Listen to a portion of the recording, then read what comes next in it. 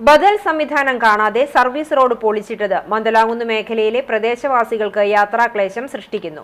പ്രശ്നപരിഹാരത്തിനായി നടപടി വേണമെന്നാവശ്യപ്പെട്ട് നാട്ടുകാർ ഒപ്പിട്ട നിവേദനം അധികൃതർക്ക് കൈമാറി. NH66 സ്പീഡ് ട്രാക്കിലൂടെയാണ് നിലവിൽ ബസ്സുകൾ പോകുന്നത്. മന്ദലാംകുന്ന് സെന്റർ വഴിയുള്ള നിലവിലെ ദേശീയപാതയിലൂടെ ബസ് സർവീസ് നിർത്തലാക്കി 4-വരിപ്പാതയിലൂടെയാണ് ഇപ്പോൾ ട്രിപ്പുകൾ നടത്തുന്നത്. ഇവിടങ്ങളിൽ സർവീസ് റോഡിൽ നിന്ന് 10 അടി ഉയരത്തിലാണ് അരികുഭിത്തി നിർമ്മിച്ചിട്ടുള്ളത്. താൽക്കാലികമായി വെച്ചിട്ടുള്ള കോണിയിലൂടെയും മണൽ നിറച്ച ചാക്കിന് മുകളിലൂടെയും മരത്തടികളിലുമെല്ലാം ചവിട്ടിക്കയറിയാണ് യാത്രക്കാർ ബസ്സുകളിൽ കയറുന്നത്. 4-വരിപ്പാതയിലെ ഡിവൈഡറുകളിലൂടെ ചാടിക്കടന്നാണ് സ്പീഡ് ട്രാക്ക് മറികടന്ന് ബസ് സ്റ്റോപ്പിൽ എത്തുന്നത്. ഇത് സ്ത്രീകളടക്കമുള്ള കുട്ടികൾക്കും മുതിർന്നവർക്കും വളരെയധികം ദുരിതമാണ് സൃഷ്ടിക്കുന്നത്. ദേശീയപാത 66 നിലവിലെ NH കൂടി സംഗമിക്കുന്ന മന്ദലാംകുന്ന് തെക്കുഭാഗത്ത് അപകടകരമായ സ്ഥിതിയാണുള്ളത്. ഇരുഭാഗങ്ങളിലെയും സർവീസ് റോഡുകളിൽ നിന്നും വരുന്ന വാഹനങ്ങൾ പരസ്പരം കാണാൻ കഴിയാത്ത അവസ്ഥയാണ്. ഇതുമൂലം അപകടങ്ങൾ ഇവിടെ നിത്യസംഭവമാണ്.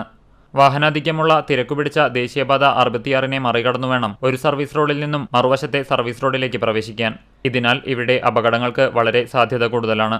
താൽക്കാലികമായി വെച്ചിട്ടുള്ള ഡിവൈഡറുകളിൽ പുറത്തേക്കു തള്ളി നിൽക്കുന്ന കമ്പികളിൽ കാൽനടയാത്രക്കാരുടെ കാലുകൾ തട്ടി പരിക്കേൽക്കുന്നതും വാഹനങ്ങളുടെ ടയറുകൾ കേടാവുന്ന സ്ഥിതിയുമുണ്ട്. ഇവിടെ തെരുവുവിളക്കുകളും പ്രകാശിക്കുന്നില്ല. എത്രയും പെട്ടെന്ന് അധികൃതരിടപെട്ട് സർവീസ് റോഡ് നിർമ്മാണം പൂർത്തിയാക്കി പ്രശ്നത്തിന് പരിഹാരം വരുത്തണമെന്നാണ് നാട്ടുകാരുടെ ആവശ്യം. അതുകൊണ്ട് തന്നെ ഞങ്ങളുടെ ഇന്നത്തെ ഈ ഒപ്പുശേഖരണം ഇവിടുത്തെ ഈ സർവീസ് നടത്തുന്ന ബസ് ഓണർമാർക്കും ബസ്സിൻ്റെ ജീവനക്കാർക്കും അതേപോലെ NH66 ഉദ്യോഗസ്ഥർക്കും ഒരു മെമ്മോറണ്ടം സമർപ്പിക്കുക.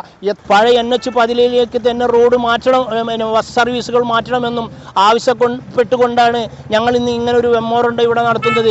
വിദ്യാർത്ഥികൾ, സ്ത്രീകൾ, കുട്ടികൾ, സ്കൂളിൽ പോകുന്ന ഒരുപാട് ആളുകൾ വിഷമങ്ങൾ സഹിക്കുകയാണ്. അതുകൊണ്ട് തന്നെ എത്രയും വേഗം ഈ NH66 സർവീസ് റോഡിന്റെ പുനർനിർമ്മാണം നടക്കുകയും. CCTV news, Ponnerkulam.